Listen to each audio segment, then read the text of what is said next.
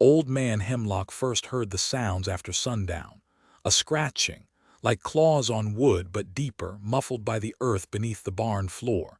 It wasn't rats. He knew the sound of rats. This was heavier, more determined. He walked across the yard in the cool evening air, flashlight beam cutting a shaky path through the dust motes inside the barn. His golden retriever, Buddy, went with him. Buddy didn't seem bothered by the sound.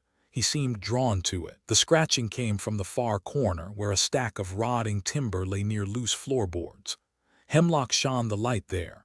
Nothing visible, just the dark, damp ground showing through the gaps. He poked the timber with his boot. The scratching stopped for a moment, then started again, relentless. He sighed. Probably just a stray animal. He'd deal with it in the morning. But the scratching came back the next night, and the night after that. It became a rhythm in the quiet hours, a low, grating pulse beneath the old wood. Hemlock would get up, walk to the barn, stand in the doorway listening. Buddy always followed, and Buddy always went straight to that corner.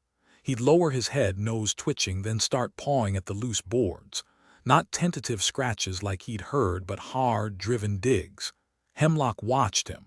Buddy didn't usually dig. He chased balls, swam in the creek, nosed at Hemlock's hand for a scratch behind the ears. But this was different. This was focused, almost frantic work. Dirt flew from beneath his paws. He'd whine low in his chest, a sound of frustration and urgency Hemlock hadn't heard before. He'd push his nose under the gap in the boards, sniff deeply, then dig harder. It didn't matter how many times Hemlock shooed him away or tried to nail the boards down. The next night the scratching would start and Buddy would be there, digging again. It wasn't a game. It was a task. Hemlock just watched him, the flashlight beam steady now, the dog a blur of golden fur and flying earth in the quiet, dust-filled air of the barn. The sound beneath the floorboards and the sound of Buddy's digging mixed in the darkness. Buddy kept at it. Every evening after Hemlock finished his chores and the sun began to dip below the horizon, the dog would trot towards the barn. He didn't wait for Hemlock. He seemed pulled by something only he could sense. Hemlock would find him already there, nose pressed to the ground, digging with that quiet, fierce intensity. The pile of loosened dirt in the corner grew day by day. Splinters of old wood mixed with the dark soil. One afternoon, Hemlock decided to clear the area properly. Maybe whatever was under the floorboards was trapped. He pulled away the rotting timber. The floorboards were in bad shape. He knelt down, flashlight in hand, and pried one up. The gap widened. Buddy immediately stuck his nose into the hole, sniffing hard, his tail giving a low, anxious thump against the remaining wood. Hemlock pushed the flashlight beam into the dark space below. It was just earth, damp and black. Nothing moved. He started scraping the dirt away with a small trowel, mostly just to satisfy Buddy. The dog watched, panting softly, every muscle tense. A few inches down, the trowel struck something hard. Metal. Hemlock felt a flicker of curiosity. Could it be something left behind from the old days? The barn had been here for 70 years. He dug around the object, carefully working the dirt away.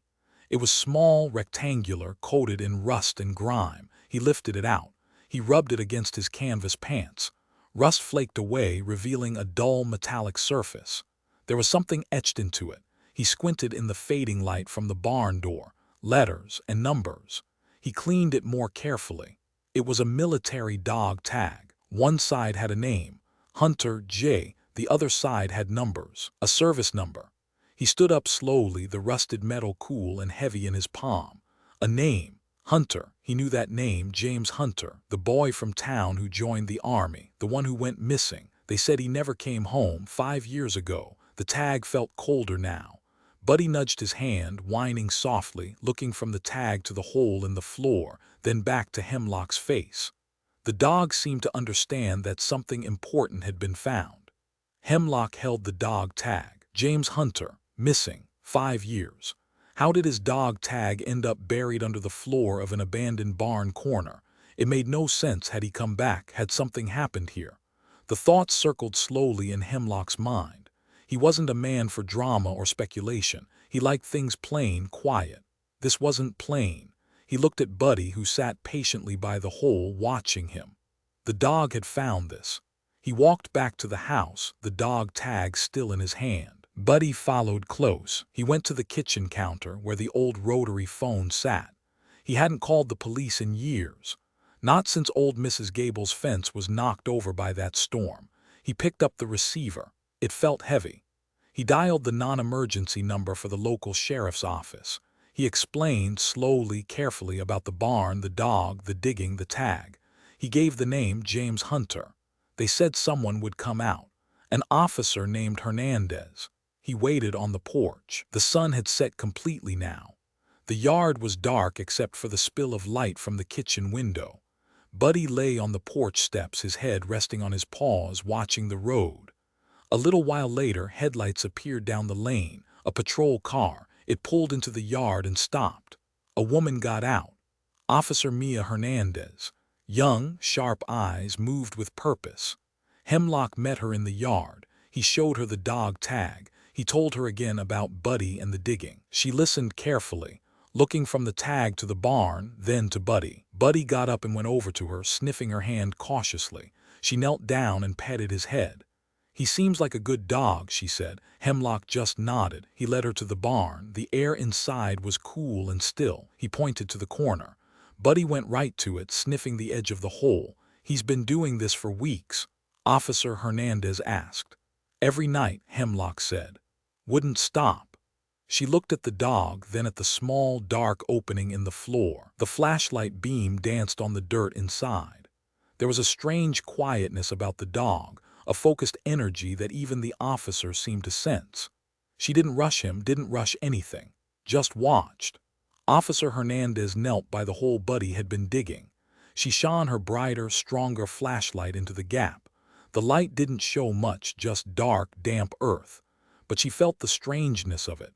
A dog tag belonging to a missing veteran, buried in this specific spot, uncovered by a dog digging with singular focus. She looked at Buddy. He sat beside her now, watching the hole, a low whine still in his chest. This wasn't random. She stood up. "Mr. Hemlock," she said, "I think we need to look a little closer here." She called her station, explained the situation, requested a small team and some basic digging tools. They arrived within the hour. 2 more officers, quiet and efficient. They widened the area around the hole, carefully pulling up the old floorboards. The wood was rotten in places, coming up easily.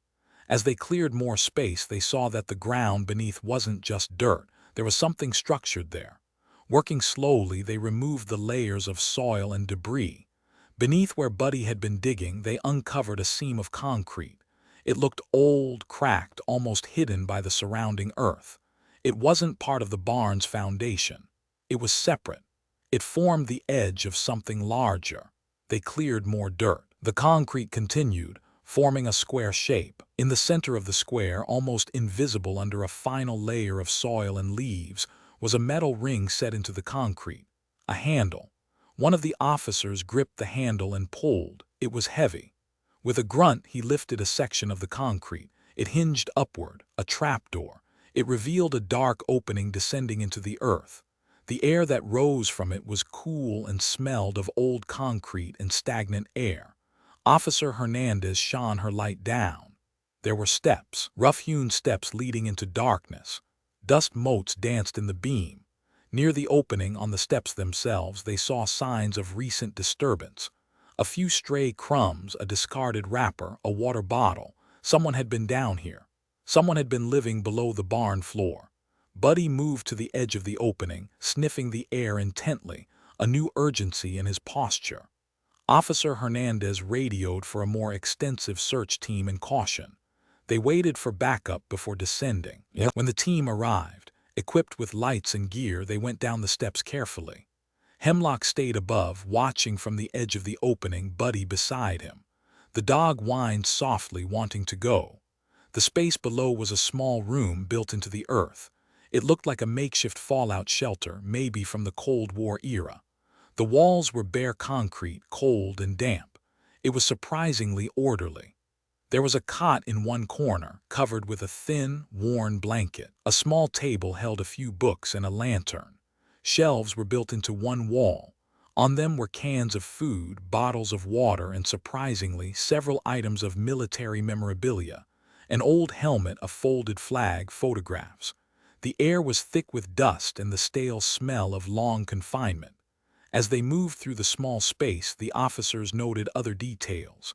A few pieces of clothing neatly folded near the cot, a backpack, more books, some on survival, others on history, and handwritten notes tacked to the walls. Dates, times, lists. They were clearly recent. This place hadn't been empty for decades.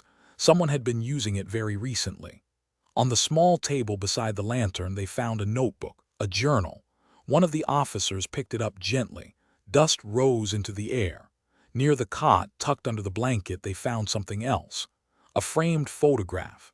It showed a young man in a crisp military uniform, smiling slightly. His eyes looked familiar to Officer Hernandez, though she couldn't place them at first. He looked strong, young. Beside the photo was another object, a familiar tarnished metal rectangle, another dog tag, this one cleaner than the one Buddy found, perhaps kept closer. Buddy, who had finally been allowed down the steps, ignored the objects on the table. He went directly to the far corner of the small room, away from the cot and the table.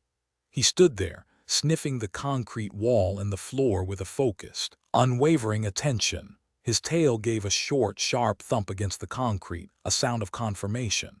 The second dog tag confirmed it. The name etched into the metal was the same, James Hunter. The photograph on the table was clearly of him, younger, before whatever had happened to him. The journal was the key. Officer Hernandez handled it with care, the pages brittle, the ink sometimes faded. She began to read. The entries chronicled days, then weeks, then months spent down here. Thoughts, observations, struggles. The handwriting was sometimes shaky, sometimes firm. It spoke of isolation, of waiting, of the world outside feeling too loud, too fast. It spoke of finding this place, of making it a refuge. It didn't give many answers about what happened 5 years ago, only hinted at deep pain and a need to disappear.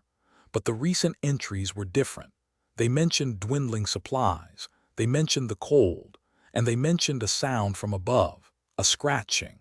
And later, the dog. The entries spoke of the dog returning, of hearing the digging, of hoping. The dog came back, one entry dated just a few weeks prior read. He remembers, he never gives up, maybe someone will follow him. The words were spare, heavy with unspoken feeling. Buddy remained in the far corner, his nose pressed against the concrete seam where the wall met the floor. He wasn't just sniffing, he was focused, almost trembling with silent energy. He nudged the wall with his head. He pawed gently at the floor in that specific spot. It was the same intensity he'd shown digging in the barn above. The officers looked at each other. The dog wasn't interested in the cot, the journal, the tag, or the food. He was interested in this spot. Officer Hernandez watched Buddy. The journal mentioned the dog, a specific dog. Could it be this dog, the one who led them here?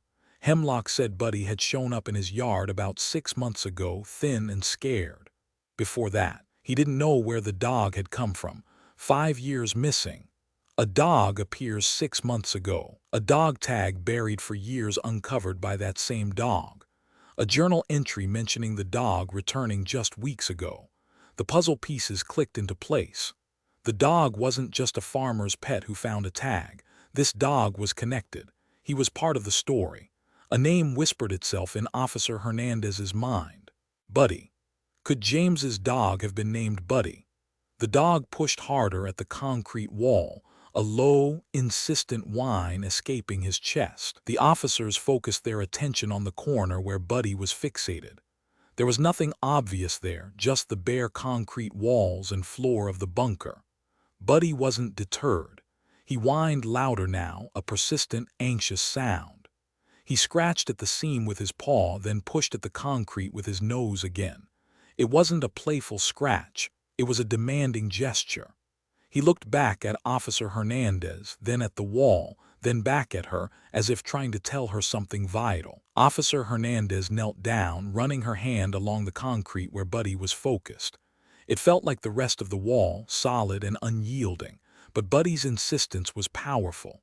One of the other officers brought over a small pry bar. Carefully, they worked the tool into the seam Buddy had indicated. The concrete didn't budge easily. It was solid, but as they applied gentle pressure, they heard a faint grinding sound. The wall wasn't a single pore. There was a section, cleverly hidden, that felt different. Working slowly and deliberately, they managed to loosen a section of the concrete paneling near the floor. It swung inward slightly, revealing not solid earth behind it, but a small cavity built into the wall. Officer Hernandez shone her light into the space. It was narrow, maybe 18 inches deep, and there was something inside. A sealed tin box. An old biscuit tin, perhaps. It was covered in a layer of fine dust. She reached in and pulled it out. It was surprisingly light. Buddy immediately sniffed the tin, his tail giving a few hopeful thumps. She opened the lid carefully. Inside, nestled on a thin layer of old cloth, were a few items. A worn leather-bound book smaller than the journal, maybe a collection of letters. A small tarnished locket, and on top of everything else a folded piece of paper. It looked newer than the journal pages. She unfolded it gently. It was a letter, handwritten, dated only 3 weeks ago. She began to read the cramped script. It wasn't addressed to anyone specific. It was a message, perhaps left just in case. It spoke of hunger, of the cold getting worse, of hope fading, and it mentioned the dog again. "He dug above me," it read. "He remembers, I can hear him, waiting for someone to come, for someone to follow the dog that never gave up." Her breath caught in her throat. The date was recent. This wasn't just an old hideout. Someone might still be here. Or they had been very recently. The dog's actions suddenly felt heavier, imbued with a desperate purpose. The letter in the tin box solidified Officer Hernandez's growing conviction. Waiting for someone to come, for someone to follow the dog. The dog, Buddy. It had to be him. This wasn't a coincidence. A golden retriever appears in Hemlock's yard. That same golden retriever digs up a dog tag belonging to a missing veteran. That same golden retriever leads them to a hidden bunker where the veteran likely lived recently. And a letter written only weeks ago speaks of a dog digging above, waiting to be followed. The link felt undeniable now. Buddy wasn't just a stray, he was James Hunter's dog. But how to be sure? Hemlock had found Buddy as a stray. There would be no official record connecting him to James after 5 years missing. Unless Officer Hernandez thought about the technology they used now. Microchips. Most responsible pet owners microchip their animals. If James Hunter had owned Buddy before he disappeared, he might have had him chipped. And if so, the chip registration would be under James's name. She took a photo of Buddy with her phone. She had one of the officers carefully scan the dog's shoulder with a portable chip scanner they kept in the car. It beeped. It registered a number. She sent the number to dispatch, requesting an urgent lookup in the National Pet Recovery Database. The waiting felt long, though it was only a few minutes. Buddy sat calmly beside her, sensing the shift in energy, the focused attention on him. The response came back. Dispatch confirmed the microchip number was registered. The owner's name, James Hunter. Address, an old address in the town. Date of registration 6 years ago, before James went missing. It was him. It was Buddy. The dog that Hemlock found, the dog that had been digging relentlessly, was the missing veteran's dog. He hadn't just stumbled upon a historical artifact. He had been looking for his person. He had been waiting for James. And when he heard or smelled something familiar beneath the ground, he had started digging, hoping to reach him, or perhaps hoping to lead someone else to him. The quiet persistence suddenly seemed less like instinct and more like a profound act of loyalty spanning years of separation. Officer Hernandez looked at Buddy with new eyes. This dog was a key. The discovery that Buddy was James Hunter's dog changed everything. This was no longer a historical curiosity or a simple missing person case from long ago. This was current. The letter was only 3 weeks old. James had been alive and possibly nearby very recently, and his dog had actively led them here. The possibility that James was still alive, trapped or hiding nearby, became the primary focus. Officer Hernandez immediately escalated the situation. The local sheriff was called, then state authorities. A command post was quickly set up near Hemlock's barn. More police cars arrived. Specialized units were requested. The quiet farm lane was suddenly buzzing with activity. Lights were set up around the barn and the surrounding area as night fell. Buddy stayed close to Officer Hernandez. He seemed to understand the increased urgency. He watched the new people, the additional equipment with quiet alertness. He didn't bark. He didn't seem scared. He seemed ready. He kept looking towards the barn, then out towards the fields beyond. Search teams were briefed. They began a systematic grid search of the farmland around the barn. They weren't just looking for a body anymore. They were looking for a survivor. Cadaver dogs were brought in, but they were also searching for signs of recent human presence, anything that could indicate movement away from the bunker. Ground-penetrating radar units were deployed to scan the area around the barn foundation and nearby outbuildings, looking for any other hidden structures or tunnels. Drones with thermal imaging were sent up to scan the fields and woods, searching for any heat signatures. The air was filled with the low hum of equipment, the crackle of radios, the voices of officers coordinating their movements. It was a stark contrast to the quiet solitude that had defined the barn and the bunker for years. Hemlock stood by the farmhouse, watching the organized effort spread across his land. He hadn't imagined the simple scratching sound would lead to all this. Buddy stood near the edge of the search zone, his nose lifted to the air, his body tense. He seemed to be waiting for a signal, waiting for his turn to act again. The search was underway, driven by the silent actions of a loyal dog. The grid search covered the immediate area around the barn, the fields, the edge of the woods. The ground-penetrating radar probed the earth. The cadaver dogs worked tirelessly, noses to the ground. Hours passed. The night grew deeper, colder. The search turned up nothing conclusive. A few old animal trails, discarded farm equipment, but no sign of recent human activity, no indication of a body. The officers began to look disheartened. The scent might be gone. James might have moved on weeks ago after writing that letter. Officer Hernandez walked towards Buddy, who was standing near the edge of the search perimeter, still watching the fields. "Anything, boy," she murmured softly, scratching behind his ears. Buddy whined low. He looked towards a dense thicket of trees at the far edge of the field where the ground sloped down towards a small, overgrown creek bed. He didn't bark. He didn't run off wildly. He just stood there looking, the intensity back in his eyes. Officer Hernandez followed his gaze. It was a dense area, difficult to search on foot. The thermal drone hadn't picked up anything unusual there, but she trusted the dog. He had led them this far. She directed a small team towards the thicket. Buddy, sensing the change in focus, began to move. He walked slowly, deliberately, nose to the ground, occasionally glancing back to make sure they were following. He wasn't running ahead, he was guiding. He led them through the thorny bushes, his golden fur catching on the branches.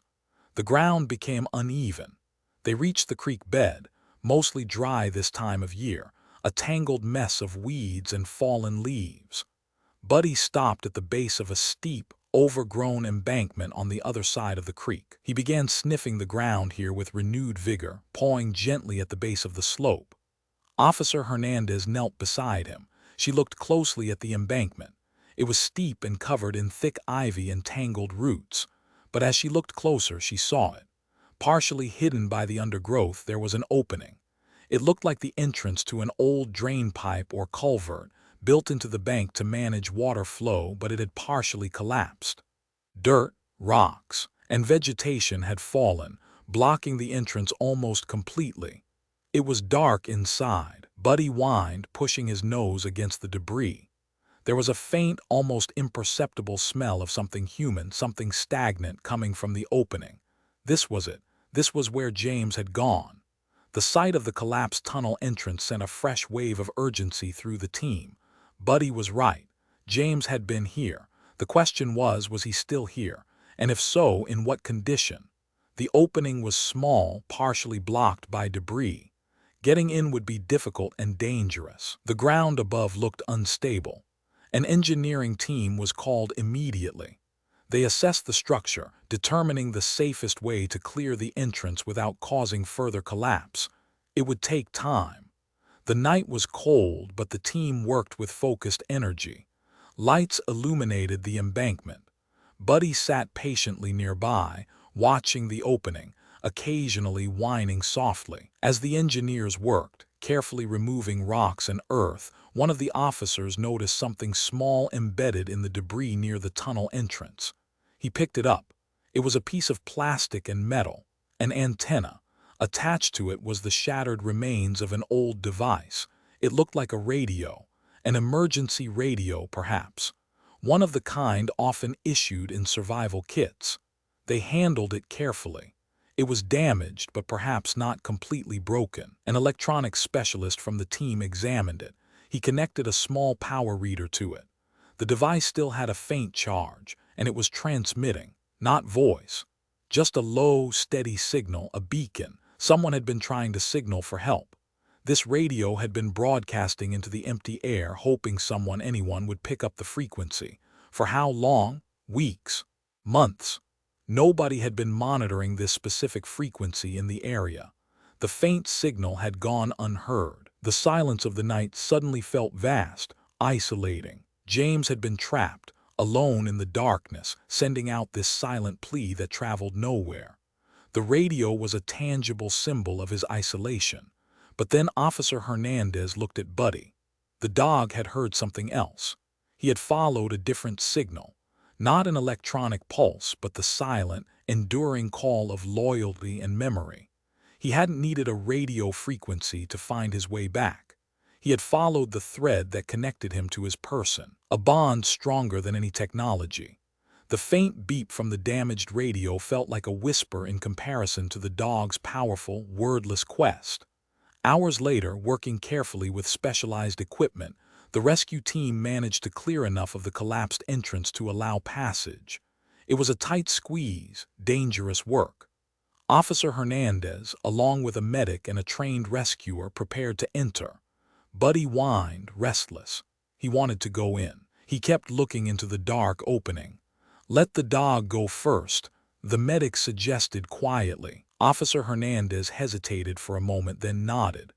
Buddy was small enough to slip through easily. He didn't need prompting. He slipped through the narrow gap and disappeared into the darkness of the tunnel. They heard him whimper, a low sound of distress and recognition. "Buddy!" Officer Hernandez called out, her voice muffled. A moment later they heard a faint sound from inside, a weak human voice, a murmur. "Buddy!" Relief washed over them, sharp and sudden. He was alive. James Hunter was alive. The rescuers carefully made their way inside, following the sound of Buddy's quiet movements and the weak voice. The tunnel was narrow, damp, and cold. It extended perhaps 20 feet before ending in a final wall of collapsed earth. And there, in the small pocket of space before the collapse, was a man. He was lying on the damp ground, huddled against the cold earth. Gaunt, pale, his clothes tattered. He looked nothing like the smiling soldier in the photograph. Eyes were closed, his breathing shallow. He was incredibly weak, severely malnourished. Buddy was curled up against him, nose tucked into the man's side, licking his hand gently. The man stirred as the lights hit him. He blinked, his eyes adjusting slowly. They were hollowed but held a flicker of awareness. He looked at Buddy, then at the faces illuminated by the flashlights. Officer Hernandez spoke his name softly. "James Hunter." He didn't respond with words immediately. His hand moved weakly, finding Buddy's fur.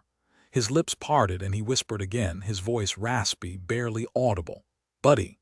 It was a sound of deep recognition, of disbelief, of a bond that had endured through years of separation and unimaginable hardship. Buddy nudged his face, a soft whine escaping his chest. The air in the tunnel, despite the damp and cold, felt thick with the weight of their reunion. The small space around James filled with the quiet, urgent activity of the rescue team. The medic was immediately at his side, assessing his condition. Vitals were weak, his body cold to the touch. He was severely dehydrated, his skin stretched tight over bone. He was barely conscious, drifting in and out, but he held onto Buddy's fur. The rescue team worked swiftly and carefully. They couldn't move him until he was stabilized, and Roman 4 was started, providing fluids. They covered him with thermal blankets to raise his core temperature. Officer Hernandez stayed close, speaking softly, letting him know he was safe, that they had found him. He didn't say much in return, mostly just the occasional murmur of Buddy's name or a weak groan. Getting him out of the collapsed tunnel was another challenge. The entrance was still narrow. They had to use a specialized stretcher, moving him with extreme care. It was a slow, painstaking process. The team outside waited anxiously. Hemlock stood watching from the edge of the embankment, the dawn beginning to break faintly in the sky. When they finally emerged from the tunnel into the cool morning air, carrying the stretcher, a collective sigh went through the assembled group. He was out. He was alive. James Hunter, rescued after 5 years missing, found in the earth beneath a barn, led there by his dog. An ambulance was waiting nearby. EMS took over, continuing to work on stabilizing him. Buddy, who had stayed pressed against James the entire time, tried to follow the stretcher. Officer Hernandez gently blocked him for a moment. "Buddy, you can go with him," she said softly. The dog understood. He whined, then trotted alongside the stretcher as they loaded James into the ambulance. He jumped inside before anyone could stop him and immediately settled on the floor beside the cot, his head resting near James's hand. He wouldn't be separated from him again. The ambulance lights flashed, a silent pulse in the growing light of dawn, as it pulled away, taking James Hunter and his faithful dog towards care and the uncertain path of recovery. James Hunter was admitted to the nearest hospital. He was placed in intensive care. Doctors worked to slowly rehydrate and nourish his body. Years of isolation, poor nutrition, and the final weeks trapped in the tunnel had taken a severe toll. His physical recovery would be a long, slow process. He slept for long stretches, his body finally able to rest after years of tension and the recent ordeal. Officer Hernandez visited him when she could. He was still weak, his voice raspy. He spoke only in short sentences, often about Buddy. He remembered the dog finding him, scratching above. He remembered hearing the digging. He remembered the sound of Buddy's whine just before they found him. The memories of the tunnel were fragmented, hazy. As he grew slightly stronger, other things surfaced, not in words, not in clear explanations, but in moments of stillness his eyes would hold a distant, haunted look. The journal entries hinted at the reasons for his disappearance: the loss of his unit in combat, the trauma, the feeling of not belonging, of being broken. He hadn't just gone missing, he had isolated himself, retreated from a world that felt too painful. He had found the forgotten bunker, a place where he could hide from the memories, from the noise, from the expectations. Living off the grid had been his way of coping, a desperate attempt to find peace in solitude. Buddy was allowed to stay in the hospital room. The hospital staff quickly saw the dog wasn't just a pet, he was part of the medical treatment. Buddy lay on the floor beside James's bed, a constant, warm presence. He didn't move much. He just stayed there, quiet, watchful. James would reach a hand down sometimes just to touch the dog's fur. Buddy would respond with a soft thump of his tail, a gentle nudge of his head. The bond between them was palpable in the quiet hospital room, a silent conversation of loyalty and need. It was clear the dog's presence was as vital to James's healing as any medication. The story of James Hunter and Buddy couldn't be kept quiet. A missing veteran found after 5 years, led to safety by his loyal dog. It was the kind of story that resonated deeply. Local news picked it up first. Then national outlets. "Dog uncovers missing veteran in forgotten bunker," blared headlines online and across television screens. The narrative was simple, powerful. A dog's unwavering loyalty piercing through years of silence and isolation to bring a lost soul home. The response was immediate and overwhelming. The quiet community where Hemlock lived was suddenly in the spotlight. Letters and cards started arriving at the hospital for James. Not just from locals, but from across the country. From other veterans, who understood the weight of trauma and the pull of isolation, from dog lovers who were moved by Buddy's incredible dedication, from strangers who simply found hope in the story. Veteran support groups reached out, offering assistance, resources, counseling. Animal rescue organizations praised Buddy as a hero, highlighting the profound bond between humans and dogs. Social media was filled with messages of support and awe. The townspeople, who had quietly remembered James as the soldier who never came home, now spoke his name with a mixture of relief and wonder. Hemlock found himself interviewed by reporters, trying to explain in his plain-spoken way about the scratching, about Buddy's focus, about finding the tag. Officer Hernandez handled many of the inquiries, shielding James from the press while he was still so fragile. She saw the impact of the story firsthand. It wasn't just a local event. It had touched something universal about hope, about connection, about never giving up. The focus remained primarily on James and Buddy, on the quiet miracle of their reunion. The narrative didn't get lost in the spectacle. It stayed centered on the raw, emotional core of a dog's loyalty and a man's journey back from the brink. Buddy, unaware of his newfound fame, remained focused on his primary task, staying by James's side. As James slowly regained physical strength, the psychological weight of his experience began to surface. He started talking more, cautiously at first, then with small bursts of painful clarity. He talked about his time in the service, the bond with his unit. He talked about the day everything changed, the ambush, the loss. The guilt was a heavy cloak he had carried for years. He felt responsible. He felt like he had failed. Officer Hernandez sat with him, listening. She didn't push. She let him speak when he was ready. He showed her some of the letters he had kept in the tin box in the bunker. Letters he had written to his family, to friends, even to members of his unit who didn't come home. He had written them but never mailed them. They were filled with unspoken grief, with attempts to explain feelings that felt too big, too messy for the outside world. They were letters of apology, of longing, of a man trying to process unimaginable pain alone in the dark. He confessed to her the decision to isolate himself. After he returned home, everything felt wrong. Too loud, too bright, too normal. He saw the pity in people's eyes, the questions they didn't ask but he knew they had. He felt disconnected, a ghost in his own life. He couldn't go back to being the person he was before. He didn't know how to be the person he was now. The bunker offered silence, anonymity, an escape from the constant, crushing weight of his memories and the feeling of being unworthy. He had chosen the darkness, the silence, over facing the light and the noise. He had believed he deserved to disappear. He spoke about Buddy, too. He had left Buddy with a friend when he deployed, planning to reunite. When he came back changed, broken, he couldn't face picking him up. He had convinced himself Buddy deserved better, a happy life, not a life with someone as damaged as him. It was another regret that had eaten away at him in the quiet of the bunker. Hearing Buddy outside digging had been a shock, a reminder of a bond he thought he had severed, a reminder that something, someone, still remembered him. Buddy lay by the bed, head resting on James's leg, listening with soft, golden eyes. He didn't need explanations, he just needed to be there. The doctors were blunt when they spoke to Officer Hernandez and the press, explaining James's condition.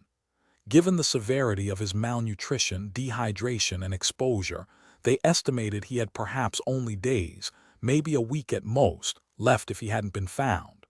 Buddy's timing had been critical. The dog's persistent digging, his unerring sense of where James was, had been a direct intervention that saved a life. It wasn't exaggeration, it was medical fact. Buddy remained a constant presence in James's hospital room. The nurses and doctors were amazed by him. He rarely left James's side. When James slept, Buddy slept, curled up on the floor near the bed. When James was awake, Buddy was alert, watching him, or simply resting his head on the edge of the mattress. He didn't beg for attention from the staff or visitors. His entire world seemed to have narrowed down to the man in the bed. They tried to coax him out for walks, for food. He would go, reluctantly, only a short distance, do his business quickly, then rush back to the room.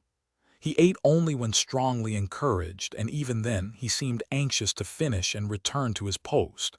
His loyalty was a physical presence in the room, quiet and absolute. He seemed to understand, in a way that transcended human language, that his job wasn't finished, that James still needed him close.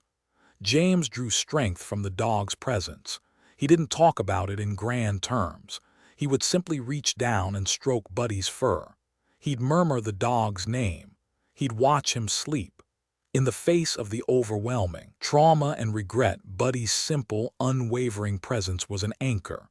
The dog didn't ask questions. He didn't judge. He just was. He was there. And after years of feeling utterly alone, that simple fact held immense power for James.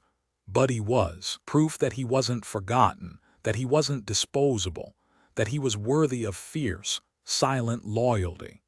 As James grew stronger physically, the hospital staff connected him with resources for his psychological recovery. A therapist who specialized in trauma and PTSD began meeting with him.